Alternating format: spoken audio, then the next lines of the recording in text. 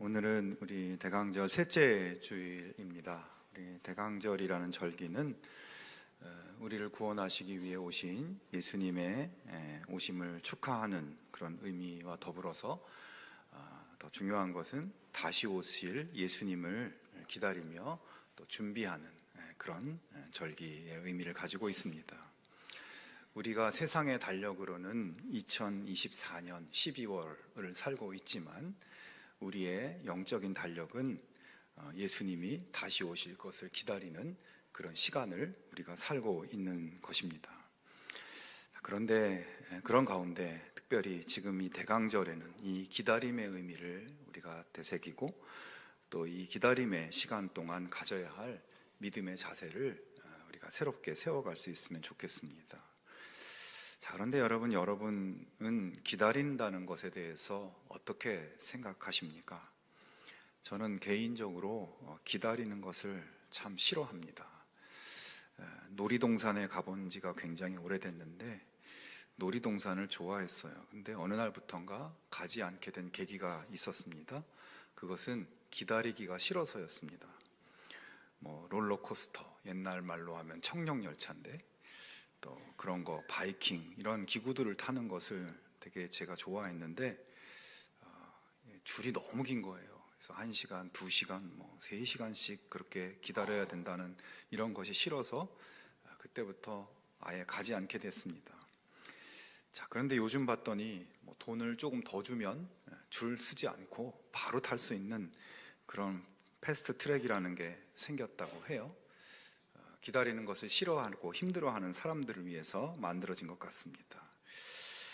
그래서 돈을 좀 더 주고라도 한번 가봐야 되나 생각하기도 하는데요. 오늘의 시대는 이처럼 사람들이 기다리는 것을 좋아하지 않기 때문에 더 빠른 속도, 즉각적인 응답, 빠른 결과를 내는 그런 문화를 추구하고 있습니다.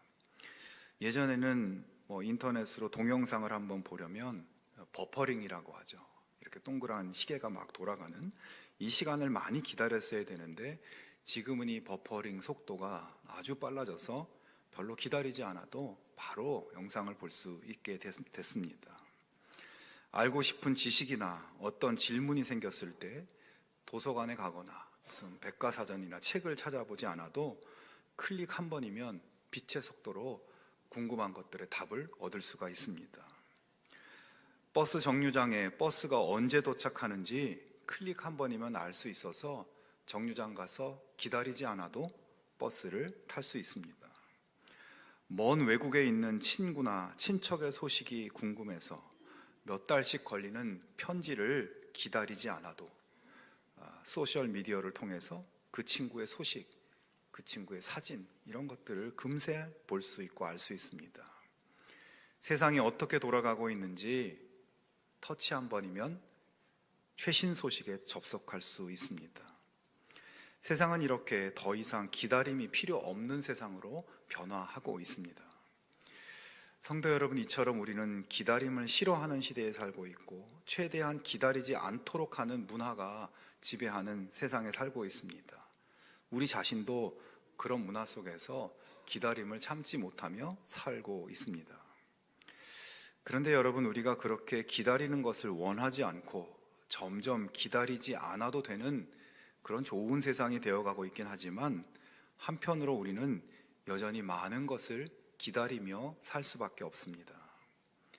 대학 합격 통보나 직장 합격 통보를 기다리는 청년들이 있습니다. 의심스러운 몸 상태 때문에 건강검진을 받고 그 결과를 초조하게 기다리기도 합니다. 수년 동안 아기를 기다리는 부부들이 있습니다. 장성한 자녀나 배우자나 가족이 예수님을 믿고 예수님께 돌아오기를 기다리는 사람들도 있습니다. 심각한 질병으로 긴 기간 동안 치료를 받고 있는 사랑하는 사람들이 회복되기를 간절히 기다리는 사람들도 있습니다. 다른 사람에게 받은 상처와 억울함이 해명되기를 기다리는 사람도 있습니다. 사람들과의 관계의 갈등이 해결되기를 기다리는 사람도 있습니다. 여러분, 우리는 기다림을 싫어하고 기다림이 만드는 공백을 싫어하기 때문에 계속 끊임없이 기다림을 줄이려고 애쓰고 있지만 우리 삶을 들여다보면 여전히 우리는 누군가를, 무언가를 기다리며 살고 있는 것입니다. 우리 삶에 기다림의 공백이 없을 수 없고 그 시간이 더해질수록 우리는 힘들어하며 살아가고 있는 것입니다.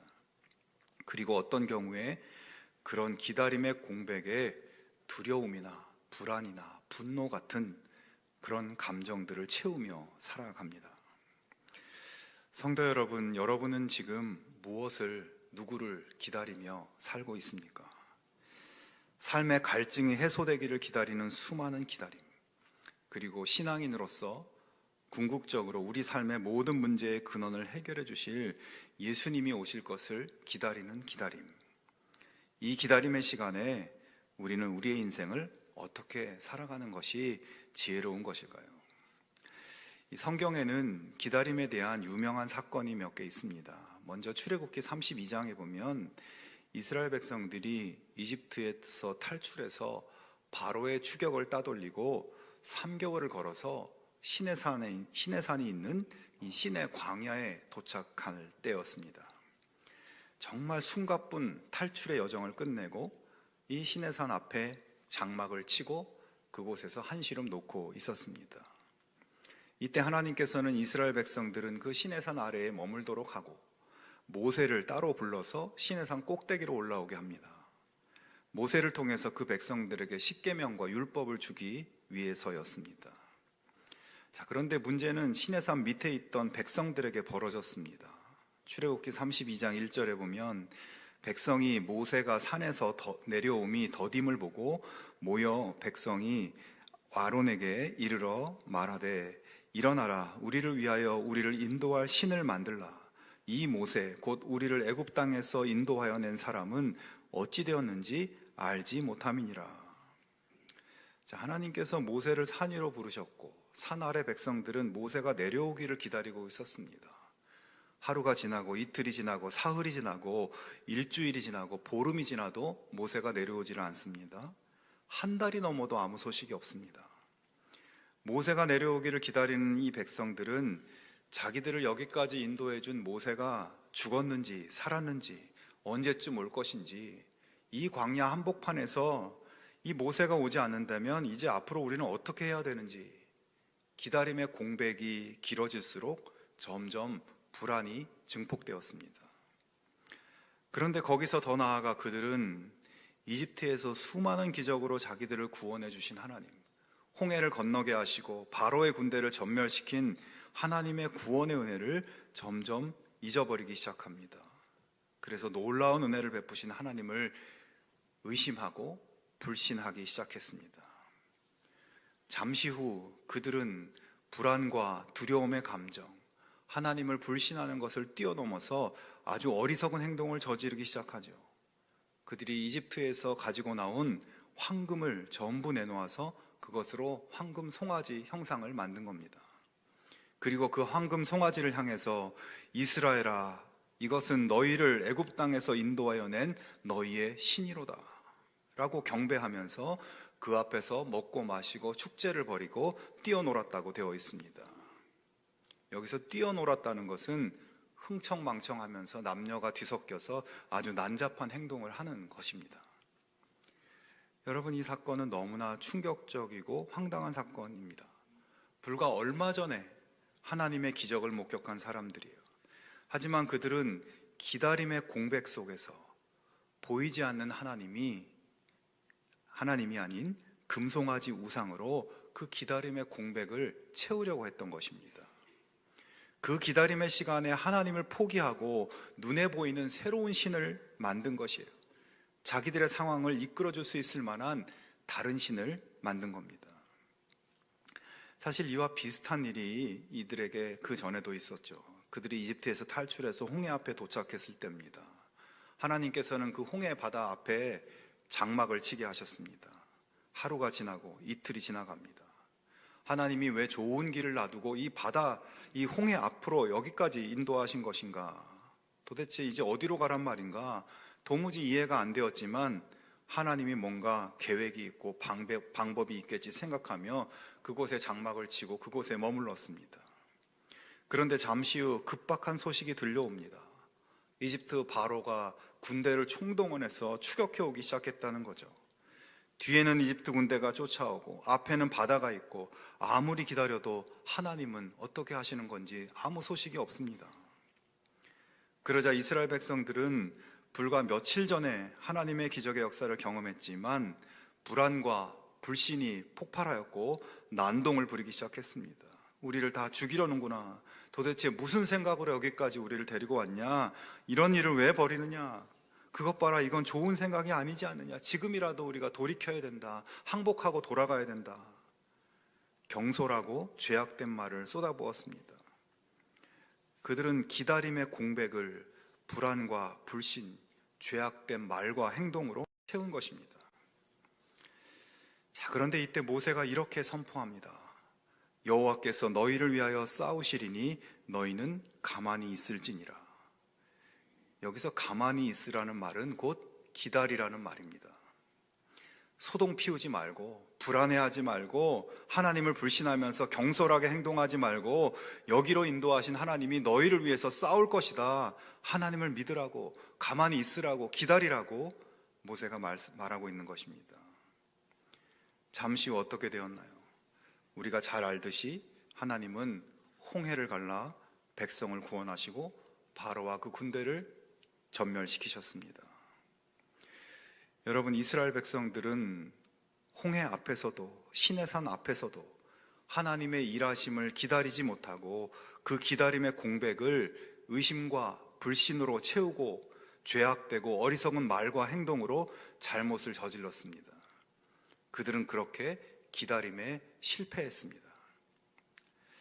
사랑하는 여러분, 이와 같은 기다림의 실패는 오늘 우리들에게도 일어날 수 있는 일입니다.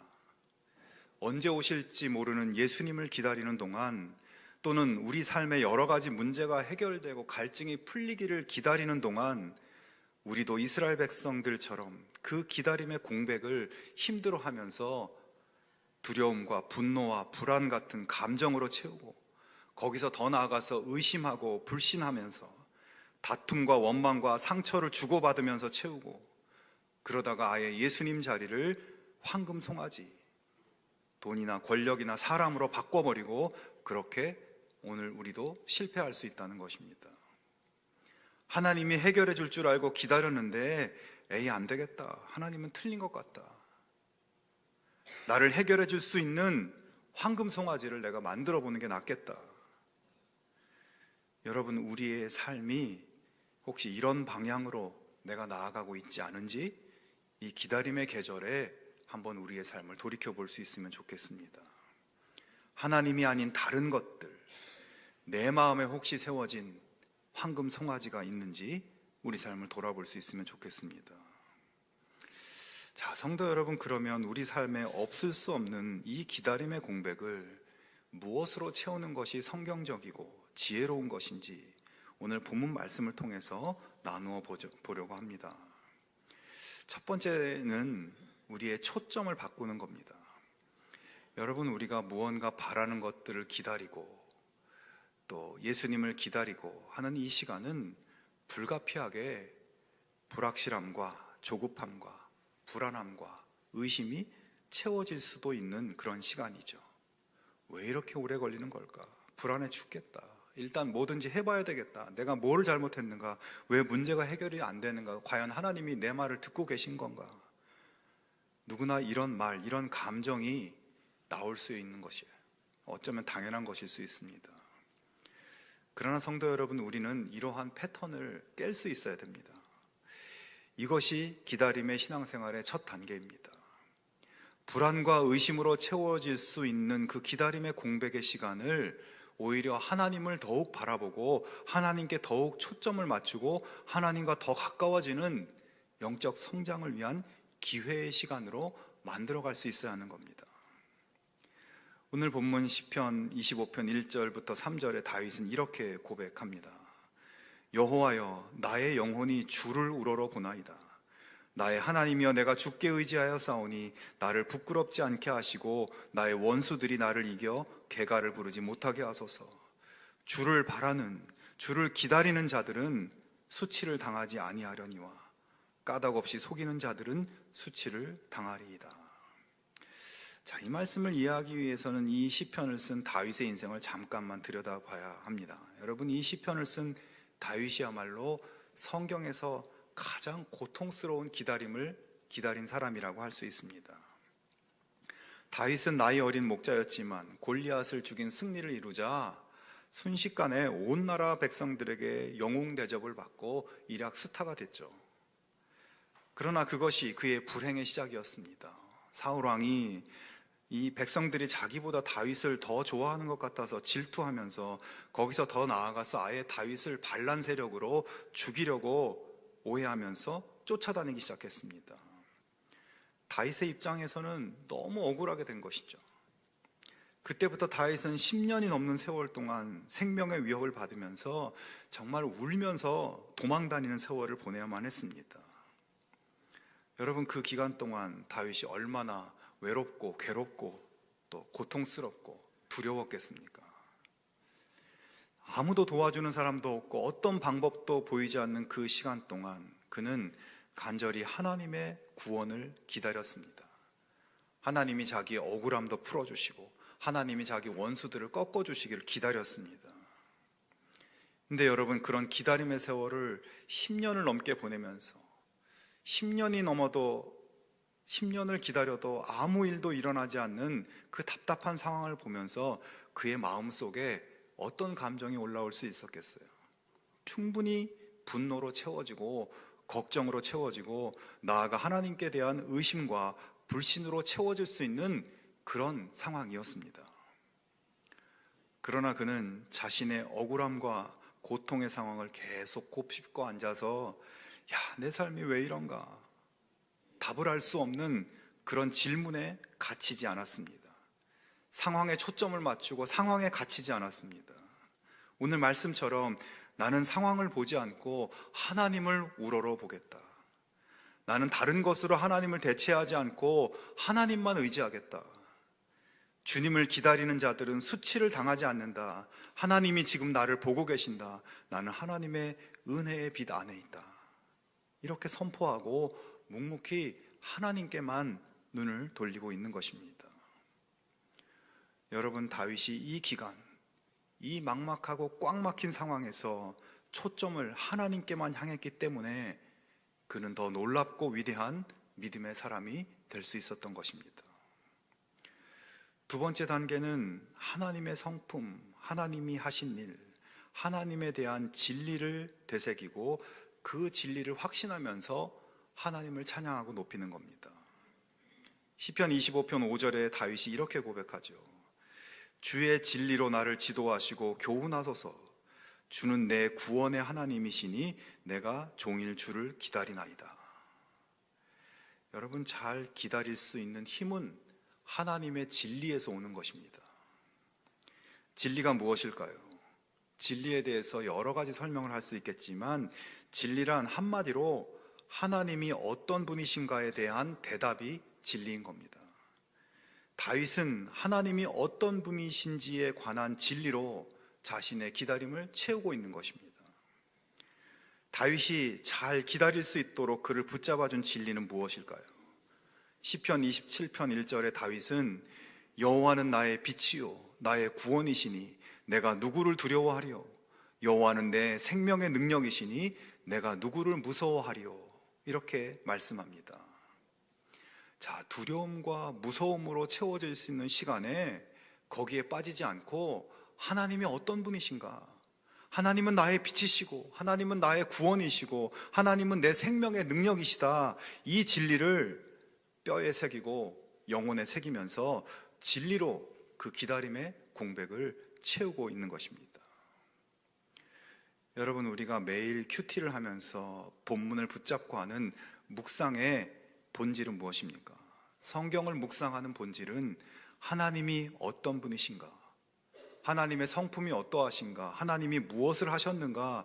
어떻게 인생들 가운데 역사하시고 은혜를 베푸셨는가? 이것을 성경을 읽으면서 찾고 그것을 마음에 새기는 것이 묵상입니다. 그 묵상에서 찾은 것들이 하나님에 대한 진리입니다. 이 진리가 우리를 죄짓지 않도록 만들어주고 의심하지 않도록 불안하고 염려하지 않도록 하나님 말고 다른 것으로 대체하지 않도록 우리를 보호하고 우리를 지켜주는 것입니다. 그래서 다윗은 진리로 나를 지도하시고 진리로 나를 교훈하소서, 그렇게 해야 하나님을 잘 기다릴 수 있고 마침내 승리하고 또 놀라운 기쁨을 누릴 수 있게 되는 것입니다. 세 번째는 하나님의 도우심을 요청하고 구하는 것입니다. 시편 25편을 전체적으로 보면 다윗이 끊임없이 하나님께 요청하고 있어요. 주여 내게 돌이키사 나에게 은혜를 베푸소서, 나를 고난에서 끌어내소서, 나의 곤고와 환난을 보소서, 내 영혼을 지키소서, 나를 구원하소서. 다윗의 요청이 줄줄이 이어지고 있습니다. 여러분, 우리는 기다릴 때 이렇게 해야 하는 것입니다. 우리가 우리 눈앞의 상황을 스스로 어떻게 할 수 없으니 그 모든 것을 하실 수 있는 하나님께 계속 말씀을 드려야 합니다. 우리는 모르는 것이 많기 때문에 모든 것을 아시는 하나님을 계속 찾아야 합니다. 여러분, 기다림은 아무것도 하지 않는 것이 아니고 숙명론이나 체념에 빠지는 것도 아닙니다. 기다림은 하나님이 분명히 일하시고 하나님이 결과로 답하실 줄로 믿고 주어진 일을 하는 것입니다. 그 주어진 일 중에 하나는 바로 하나님을 찾는 것, 하나님께 요청하는 것, 끊임없이 구하고 기도하는 것입니다. 성도 여러분, 이 기다림의 절기에 매일매일 하나님을 찾고 하나님께 요청하고 하나님께 구하는 기도의 실천을 이 기간에 해보실 수 있기를 바랍니다. 여러분의 답답함과 갈증과 눈물을 혼자 끙끙 앓고 있으면 결국 마음속에 어리석은 감정, 어리석은 행동, 이런 것들이 나오게 됩니다. 순간순간 기도하고 시간을 정해서 기도하고 말씀을 읽으며 기도하고 찬송을 부르면서 기도하고 성탄을 기다리는 이 거룩한 시간을 여러분 그렇게 채워볼 수 있기를 주님의 이름으로 축원합니다. 사랑하는 여러분, 분명히 우리 삶에 답이 없어 보이고 답이 보이지 않는 가운데 공백의 순간이 찾아와서 답답하고 걱정의 파도가 솟구칠 때가 올 것입니다. 누구도 그런 상황 속에서 나는 절대 흔들리지 않아 확신할 수 없습니다. 아브라함을 보십시오. 하나님께서 아들을 주신다고 약속한 것을 기다리다가 25년이 돼도 안 되니까 답답해하다가 하나님 약속에 대한 신뢰가 흔들리면서 어떻게 했습니까? 자기 집 종을 상속자로 세우려고 하기도 하고 다른 여자에게서 낳은 아들로 대체하려고 하는 어리석은 행동을 했습니다. 천하의 아브라함도 그렇게 했던 거예요. 우리도 충분히 그렇게 될 수 있다는 겁니다. 하나님 아닌 다른 것으로 대체하는 어리석음으로 갈 수 있다는 겁니다. 그런 생각, 그런 행동이 틈타지 못하도록 다윗이 했던 것처럼 하나님을 우러러 하나님께 초점을 맞추고 하나님이 어떤 분이신가, 나에게 어떤 은혜를 베푸셨는가 묵상하면서 발견하게 하시는 진리를 마음에 새기고 그분을 높이고 하나님을 찾고 간구하고 요청하는 우리들이 될 수 있기를 바랍니다. 다윗의 승리가 우리의 승리가 될 것입니다. 지금부터 2000년 전 유다 땅에서 하나님을 정말 신실하게 믿는 사람들은 그리스도께서 오실 것을 기다리며 땅이 아니라 하늘을 보았고 하나님의 약속의 말씀, 진리의 말씀을 붙잡으면서 하나님의 구원을 간구했습니다. 오늘 우리도 역시 현실의 수많은 문제와 어려움을 겪으며 그런 상황 속에서 하나님이 무언가 행하시기를 기다리고 더 나아가 이 모든 역사의 종결자로 예수님이 다시 오실 것을 기다리고 있습니다. 이 기다림의 상황은 여전히 불확실하고 두려움의 한복판에 있습니다. 하지만 우리는 무엇보다 하나님의 역사를 보게 될 것을 믿고 주님을 기다림에 흔들림이 없어야 할 줄로 믿습니다. 다윗은 고백합니다. 내가 산자들의 땅에서 여호와의 선하심을 보게 될 줄 확실히 믿었도다. 너는 여호와를 기다릴지어다. 강하고 담대하여 여호와를 기다릴지어다. 나는 믿는다고, 하나님의 선하심을 보게 될 것이라고 믿는다고 그러면서 우리에게 권면하고 있어요. 여호와를 기다릴지어다. 강하고 담대하여 여호와를 기다릴지어다. 여러분, 우리 모두가 다윗의 이 권면을 기억하면서 하나님의 선하심을 보게 될 것을 확실히 믿고 강하고 담대하여 하나님을 잘 기다리는 기다림의 자녀들이 될 수 있기를 바랍니다. 우리를 향한 하나의 진리를 기억하시기 바랍니다. 하나님이 도우실 것이다. 반드시 도우실 것이다. 이 진리 안에서 자유를 누리는 우리 모두가 되기를 주님의 이름으로 축원합니다.